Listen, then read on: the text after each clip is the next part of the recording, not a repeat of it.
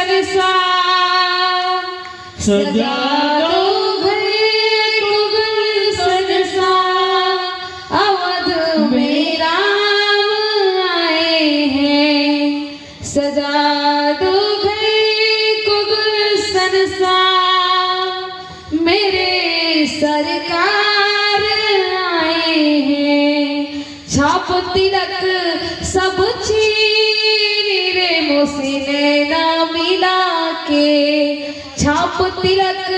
सब छीन रे मुझसे नैना मिला के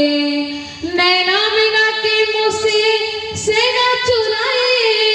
नैना मिला के मुझसे सेना चुराए नैना मिलाए के मतवारी हरने रे मुझसे नैना मिला के छाप तिलक सब छीन रे मुझसे नैना मिला के।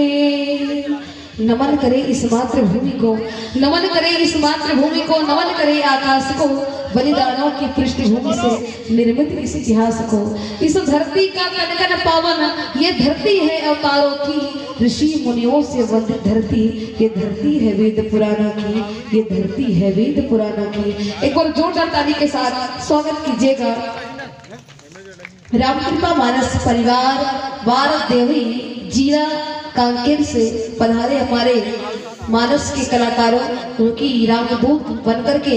आपके पावन ग्राम भानपुरी के मंच में प्रथम पुष्पक रूप में मंचासीन होने जा रहे हैं रामकृपा मानस परिवार भारत देवरी जीना